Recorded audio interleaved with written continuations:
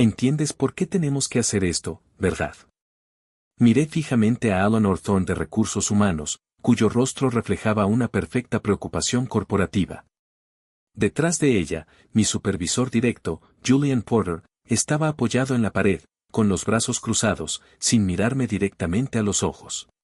Estábamos sentados en la sala de conferencias ejecutiva del piso 16 de Vantage Finance, con vistas al gris y lluvioso horizonte de Boston. Eleanor sostenía una carpeta de cartulina, tamborileando con los dedos sobre el cartón. Hemos recibido varias quejas sobre tu comportamiento, Harvey, continuó, deslizando la carpeta sobre la mesa de caoba. Dada la gravedad de estas acusaciones, te suspendemos con goce de sueldo con efecto inmediato mientras llevamos a cabo una investigación exhaustiva. Sentí un nudo en la garganta y un peso frío se instaló en mi pecho. Abrí la carpeta. Dentro había declaraciones anónimas que afirmaban que yo era hostil, intimidante y que creaba un ambiente tóxico. Había historias de incidentes de los que no tenía ningún recuerdo, conversaciones que nunca habían ocurrido y acusaciones sin fechas ni detalles. Uno afirmó que me había negado arrogantemente a ayudar a un analista junior, mientras que otro alegó que había amenazado con borrar las copias de seguridad de la empresa. Todo era completamente falso. Miré a Eleanor, buscando alguna señal de vacilación, pero ella permaneció perfectamente serena, una burócrata experimentada ejecutando un guión ensayado. Esto es absurdo, susurré, pasando página tras página de mentiras. ¿Quién dice estas cosas? Merezco conocer a mis acusadores. Llevo aquí 15 años. Julian finalmente habló, con voz inexpresiva. Harvey, este es el protocolo estándar. Los denunciantes solicitaron el anonimato por temor a represalias. ¿Miedo? ¿A mí? Lo miré, incrédula. ¿El hombre que se queda hasta tarde todos los martes para ayudar a los ingenieros de bases de datos junior? ¿El administrador de bases de datos que salvó la plataforma de operaciones de esta empresa de colapsar en 3 ocasiones? He dedicado 15 años de mi vida a esta empresa, trabajando noches y fines de semana para mantener la red en funcionamiento, y me tratan como a un criminal basándose en un puñado de hojas de papel anónimas. Empecé aquí cuando la oficina era solo una pequeña planta con 12 desarrolladores. Construí todo el esquema, los clústeres de bases de datos y los planes de recuperación. ¿Y ahora me dicen que soy una amenaza? Eleanor continuó, con la voz cargada de compasión. Durante este periodo, no debe contactar con nadie de la oficina ni acceder a ningún sistema de la empresa. Sus credenciales ya han sido suspendidas. Necesitaremos su tarjeta de acceso antes de que se marche. La habitación pareció tambalearse ligeramente. 15 años. Yo tenía 54 años y había construido la infraestructura de la base de datos de Vantage Finance desde cero. Conocía cada tabla, cada consulta, cada índice y cada rutina de copia de seguridad. Conocía los servidores físicos de nuestro centro de datos mejor que mi propio apartamento. Había guiado a la empresa a través de 3 importantes migraciones de sistemas, ahorrado millones de dólares optimizando el almacenamiento de la base de datos y era la única persona que comprendía las estructuras de bases de datos heredadas que mantenían nuestros servicios financieros en línea. Había pasado incontables vacaciones vigilado por alarmas, asegurándome de que nuestros clientes nunca sufrieran ni un solo minuto de inactividad. Y ahora, en el lapso de 5 minutos, me estaban exiliando por quejas anónimas. Julian se adelantó con una pequeña caja de cartón. Ya hemos recogido tus pertenencias personales de tu escritorio, Harvey. Es mejor que te vayas discretamente. No queremos armar un escándalo delante del equipo. Miré la patética caja. 15 años de mi vida profesional reducidos a una taza de café de cerámica, una pequeña planta suculenta y una foto enmarcada de mi gato. Lo habían planeado. Habían revisado mi escritorio mientras yo asistía a la reunión matutina de Estado, sin tener ni idea de que mi carrera estaba a punto de desmoronarse. El momento fue perfecto, la logística impecable. Querían que me fuera del edificio antes de que tuviera la oportunidad de hablar con mi equipo o acceder a mi puesto de trabajo. Sentí una profunda sensación de violación al darme cuenta de que habían manipulado mis fotografías familiares y notas privadas mientras yo estaba sentado inocentemente en una sala de conferencias. Necesitamos que firmes este acuse de recibo, dijo Eleanor, empujando otro documento hacia mí, y seguridad te acompañará fuera del edificio. Lo firmé. Tenía la mano firme, pero mi mente estaba en una especie de niebla protectora. Seguridad ya me esperaba en las puertas de cristal de la sala de conferencias. Mientras permanecía de pie, aferrado a la caja de cartón contra mi pecho, Julian finalmente me miró a los ojos. Solo coopera con el proceso, Harvey. Es más fácil así. En ese momento, la niebla se disipó, reemplazada por una claridad fría y penetrante. Esto no era un malentendido. Era un ataque calculado. Me llevaron a través de la oficina diáfana, pasando junto a los rostros silenciosos y atónitos de colegas con los que había trabajado durante más de una década. Nadie habló. Nadie se atrevió a mirarme. Seguridad me acompañó al ascensor, hasta el vestíbulo, y me vio salir a la fría lluvia de Boston. Mientras estaba sentado en mi coche, mirando la torre de oficinas a través del parabrisas empañado por la lluvia, la conmoción comenzó a desvanecerse, reemplazada por una ira latente. Yo era Harvey Dance, de 54 años, el discreto administrador senior que solucionaba los problemas que otros no podían resolver. Creían haberme neutralizado. Pensaban que al bloquearme el acceso a los sistemas, era impotente. Se equivocaban. Olvidaban que cuando uno construye una casa, sabe exactamente dónde están las entradas ocultas. Durante 15 años, había tenido el control del reino digital, y no tenían ni idea de que un administrador de bases de datos siempre tiene un plan B. Me quedé sentado en mi coche un buen rato, observando las luces del piso 16, planeando mi siguiente movimiento en la silenciosa oscuridad. La primera noche en mi apartamento fue una noche de insomnio, llena de ansiedad, nerviosismo y cálculos. El impacto del repentino exilio se había disipado, dejando tras de sí una determinación fría y firme. No dejaba de repasar mentalmente la reunión en la sala de conferencias, centrándome en lo que Julian había dicho: sus credenciales ya han sido suspendidas. Con su arrogancia corporativa, Julian y Eleanor asumieron que deshabilitar mi cuenta de Active Directory bastaba para bloquear mi acceso. No comprendían cómo funcionan realmente los sistemas de bases de datos modernos ni cuánta redundancia se requiere para la recuperación ante emergencias. 3 años atrás, durante la migración masiva del sistema, configuré una puerta trasera de recuperación ante emergencias.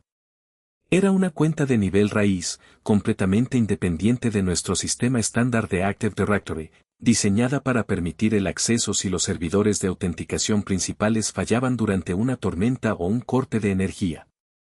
La había documentado en nuestra bóveda de bases de datos segura, pero cuando terminó la migración, la documentación se archivó y la puerta trasera permaneció.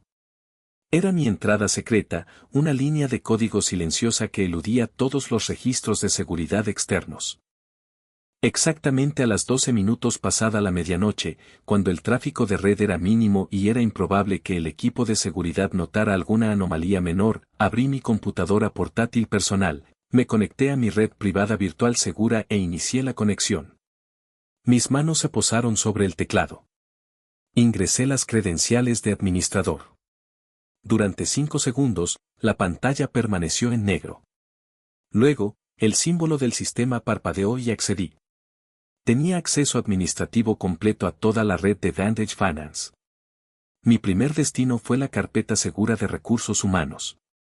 Encontré mi archivo de empleado fácilmente. Estaba etiquetado como investigación Vance. Al abrir el directorio, vi algo que me revolvió el estómago. La carpeta se había creado 4 semanas antes de mi suspensión.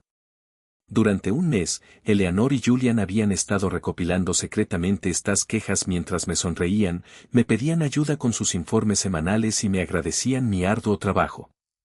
Se habían sentado en reuniones conmigo, tomando café mientras planeaban mi ejecución profesional. En total, había 7 quejas. Al leer los archivos de texto sin procesar, noté algo extraño.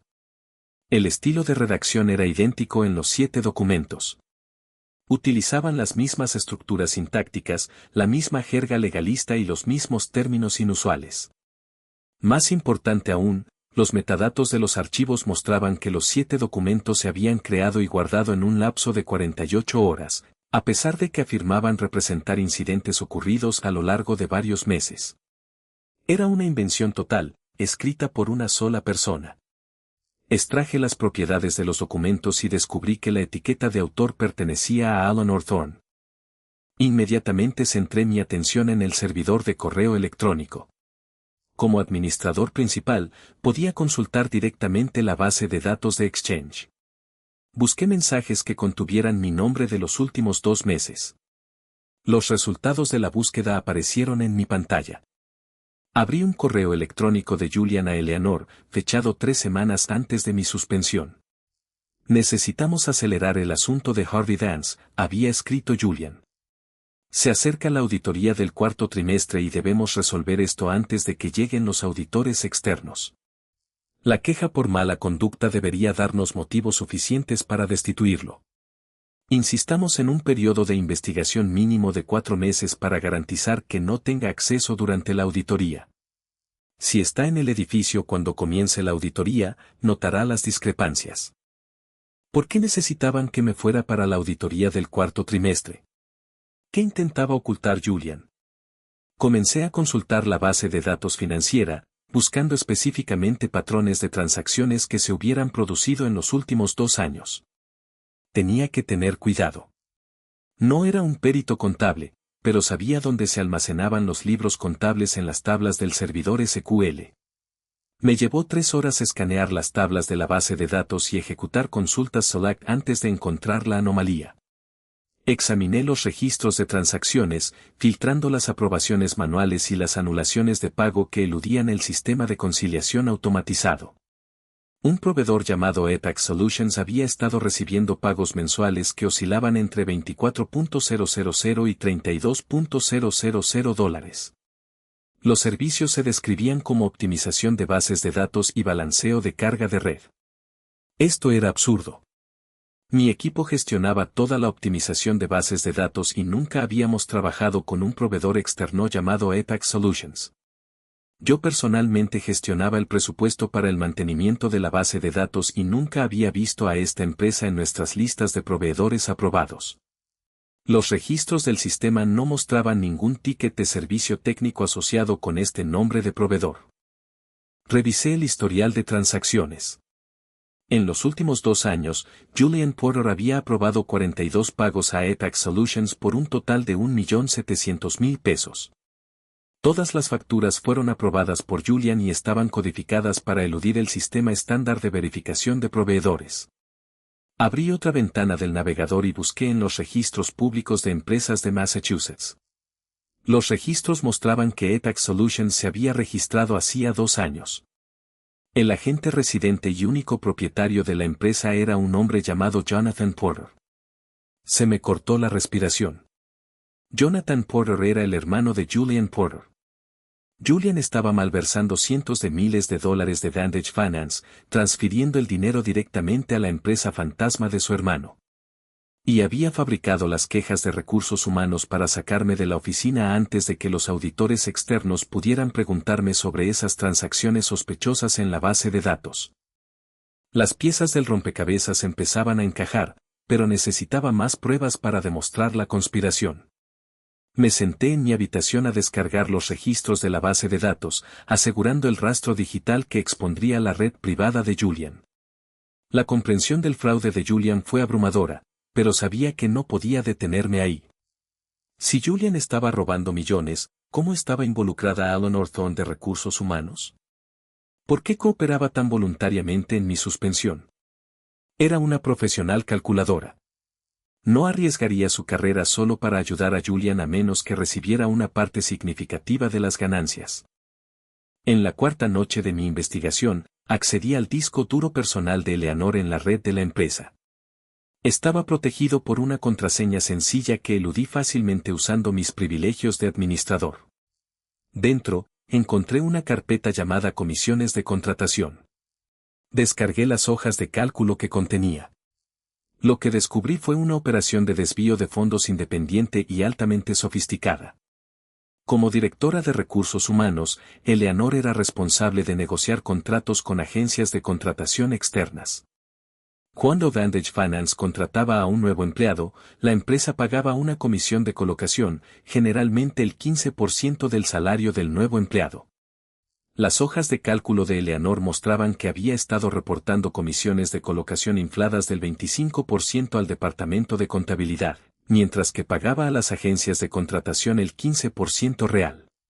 Se embolsaba la diferencia del 10%. En los últimos 3 años, Eleanor había desviado $480,000 mediante este método. Los registros eran meticulosos, rastreando cada nueva contratación y la cantidad exacta que había transferido a su cuenta privada. Incluso había incluido los números de cuenta en el extranjero donde se depositaban los fondos. Ella utilizaba una agencia de colocación regional llamada Boston Elite Staffing, inflaba sus facturas en nuestros sistemas y transfería el excedente a una cuenta en las Islas Caimán. Pero había un tercer implicado en esta conspiración. Para que estas facturas de contratación infladas y los pagos a Apex Solutions pasaran desapercibidos ante los controles contables, Julian y Eleanor necesitaban que alguien dentro del departamento de finanzas hiciera la vista gorda. Volví al servidor de correo electrónico y revisé las comunicaciones de nuestro controlador financiero, Oliver Sinclair. No tardé en encontrar la conexión. Oliver Sinclair había descubierto los pagos irregulares a Apex Solutions durante una revisión interna rutinaria 6 meses atrás. En lugar de denunciar a Julian, Oliver le había enviado un correo electrónico privado. He visto las facturas de Apex Solutions, había escrito Oliver.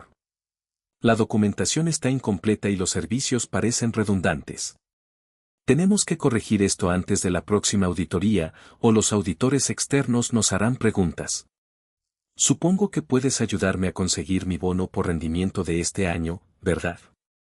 Julian respondió en menos de 1 hora. Hecho, Oliver.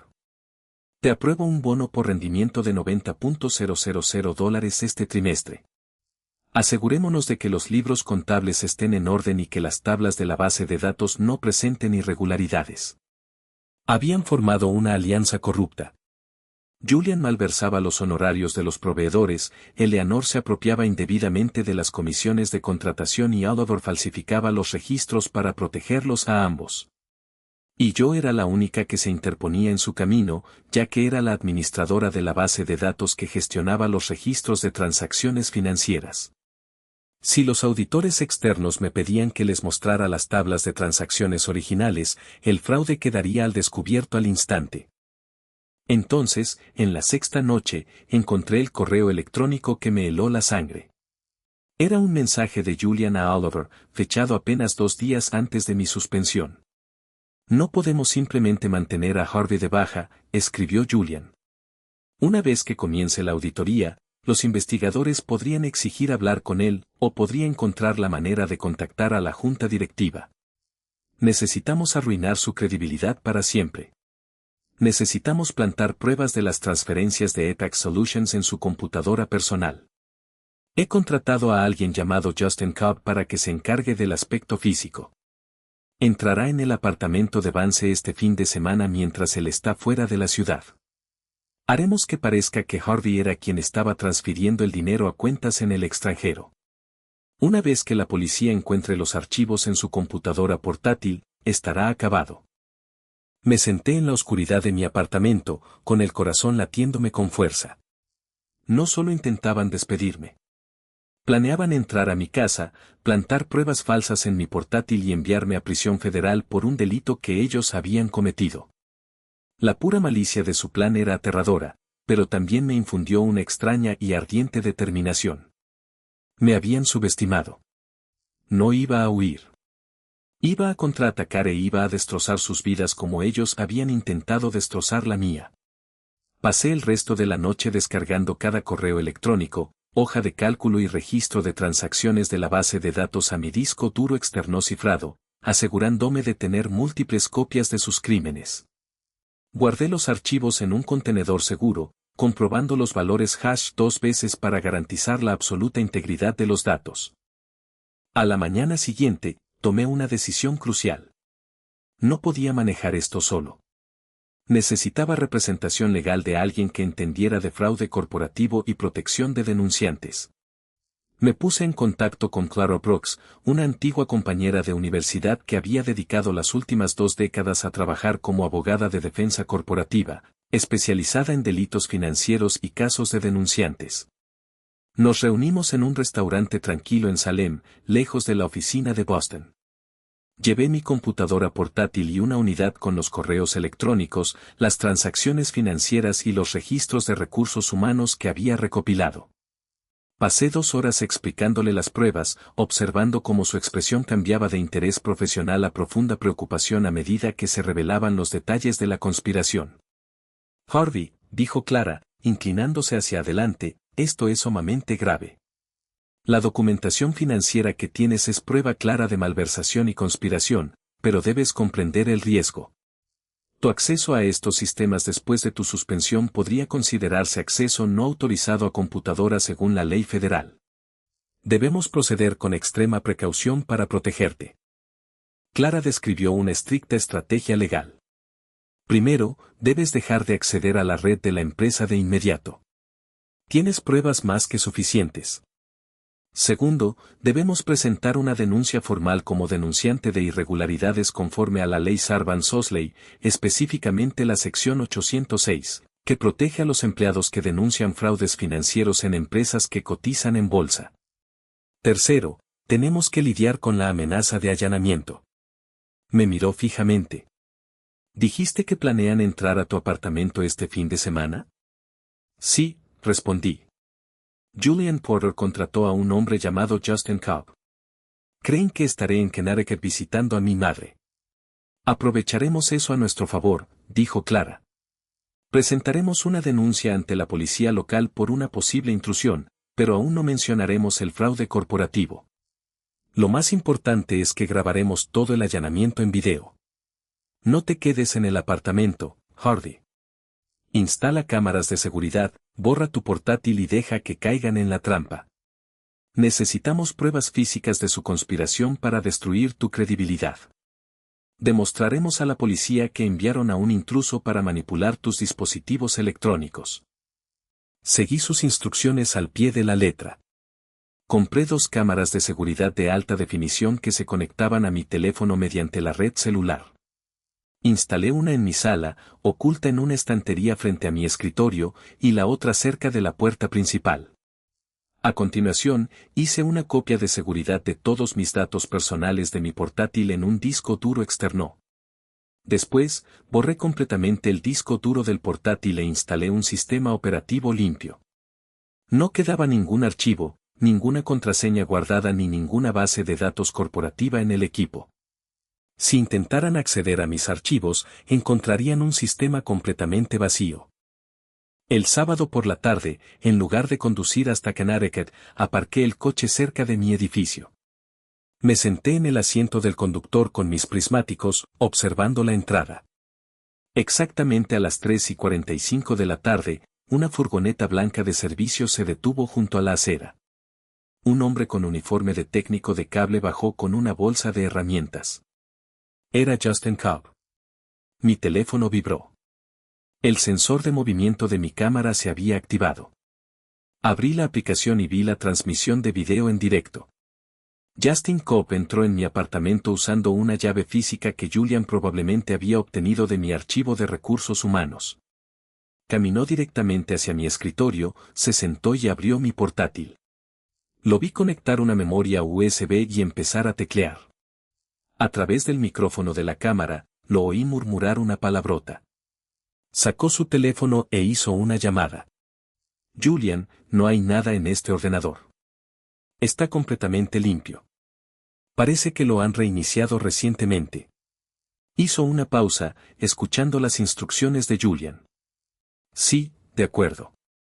Instalaré el software de acceso remoto y copiaré los archivos de transacciones en el extranjero al disco duro de todas formas. Parecerá que intentaste borrar las pruebas, pero olvidaste estas carpetas.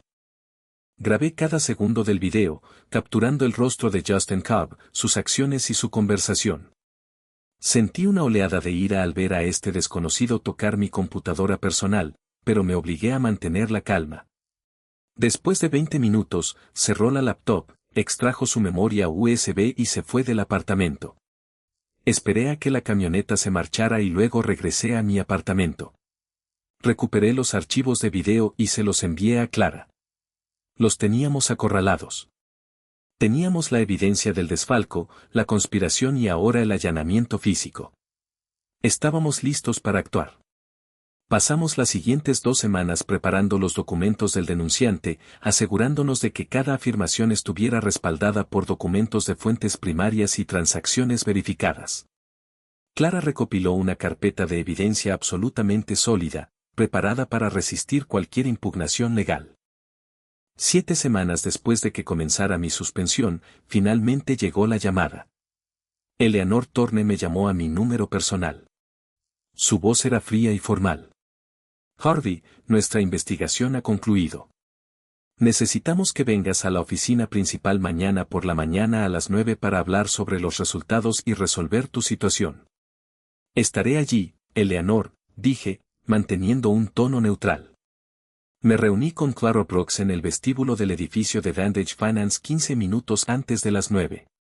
Llevaba un maletín de cuero que contenía todo nuestro informe del denunciante, las hojas de cálculo financieras, las transcripciones de los correos electrónicos y los archivos de video. Que presenten su caso primero, susurró Clara mientras entrábamos en el ascensor. Que hagan sus acusaciones. Dejaremos que se comprometan por completo con su mentira antes de revelar lo que tenemos. Entramos en la sala de conferencias ejecutiva del piso 16. Julian Porter, Eleanor Thorne, Oliver Sinclair y el asesor legal principal de la empresa, Gordon Finch, ya estaban sentados a la mesa. Habían reservado una silla para mí en el lado opuesto. Eleanor habló primero, con el rostro inexpresivo. Harvey, hemos concluido nuestra investigación. Los hallazgos son graves. Hemos documentado múltiples casos de mala conducta profesional. Pero, lo que es más importante, hemos descubierto un fraude financiero masivo. Nuestros sistemas internos muestran que tus credenciales de administrador se utilizaron para aprobar más de $900,000 en pagos no autorizados a varios proveedores. Gordon Finch, el abogado, se inclinó hacia adelante. Esto es un asunto penal, Harvey. La empresa está dispuesta a ofrecerte una opción. Puedes firmar este acuerdo de rescisión, renunciar a tu derecho a emprender acciones legales y firmar un estricto acuerdo de confidencialidad. Si cooperas y nos ayudas a recuperar los fondos, podríamos optar por no involucrar a las autoridades. Si te niegas, llamaremos a la policía hoy mismo. Miraba fijamente su cuaderno, sin mirarme a los ojos. Oliver Sinclair estaba sentado a su lado, tamborileando con un bolígrafo sobre la mesa, intentando parecer seguro de sí mismo. Antes de firmar nada, dije con voz tranquila y firme, me gustaría presentarles nuestros hallazgos. Esta es mi abogada, Clara Brooks. Clara abrió su maletín y colocó varios documentos encuadernados sobre la mesa, deslizándolos hacia Gordon Finch.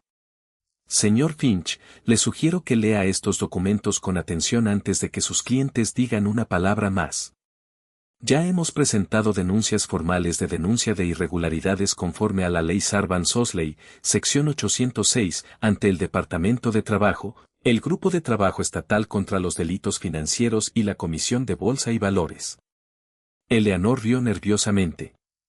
¿Qué es esta tontería? Tenemos los registros del sistema que muestran las credenciales de Harvey. Abrí mi computadora portátil, que estaba conectada a la pantalla de la sala. Hablemos de esas credenciales, Eleanor. Y hablemos de estos correos electrónicos. Proyecté los correos electrónicos entre Julian y Oliver donde discutían cómo se repartirían los $1.700.000 malversados a través de Apex Solutions. Proyecté las hojas de cálculo que mostraban el desvío de fondos de Eleanor por concepto de comisiones de reclutamiento, que ascendían a $480.000. Un silencio sofocante invadió la sala. El bolígrafo de Oliver Sinclair se le resbaló de la mano y cayó sobre la mesa. Julian había palidecido por completo. Eleanor intentó hablar, pero su boca se abría y se cerraba sin emitir sonido alguno. Y finalmente, dije, veamos qué pasó en mi apartamento el sábado pasado a las 3:45 de la tarde, reproduje el video. En la pantalla, se veía claramente a Justin Cobb entrando a mi casa, abriendo mi computadora portátil y discutiendo el plan con Julian por teléfono. El audio era nítido. Gordon Finch miraba fijamente la pantalla. Se quedó boquiabierto. Lentamente giró la cabeza para mirar a Julian, luego a Eleanor. ¿Es esto cierto? Julian no respondió. Se cubrió el rostro con las manos, con los hombros temblando. Esto es lo que va a pasar, dijo Clara Brooks, su voz rompiendo el pánico en la habitación. En exactamente 15 minutos, los investigadores del Grupo de Trabajo Estatal de Delitos Financieros llegarán a este edificio. Ya tienen las órdenes de registro. Le estamos dando a Dandridge Finance una oportunidad para minimizar las consecuencias públicas. El señor Porter, la señora Thorne y el señor Sinclair convocarán una reunión de emergencia de la Junta Directiva de inmediato, confesarán su fraude y presentarán sus renuncias por escrito. Gordon Finch se puso de pie, con el rostro pálido. Necesito contactar de inmediato con el director ejecutivo y los miembros del Consejo de Administración. Se levanta la sesión.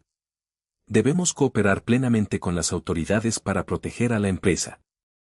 En 10 minutos, se convocó la reunión de emergencia de la Junta Directiva. En menos de una hora, Julian, Eleanor y Oliver firmaron sus renuncias y fueron escoltados fuera del edificio por el personal de seguridad directamente a la custodia de los investigadores que los esperaban. Fueron conducidos esposados por el vestíbulo, poniendo fin públicamente a sus años de corrupción silenciosa. Las consecuencias legales fueron inmediatas. Julian Porter y su hermano Jonathan Porter fueron procesados por fraude bancario federal y malversación de fondos. Julian recibió una sentencia de 6 años de prisión, mientras que Jonathan recibió 4. Eleanor Thorne se declaró culpable de fraude electrónico y fue sentenciada a 3 años. Oliver Sinclair cooperó con la fiscalía y recibió una sentencia menor de 18 meses.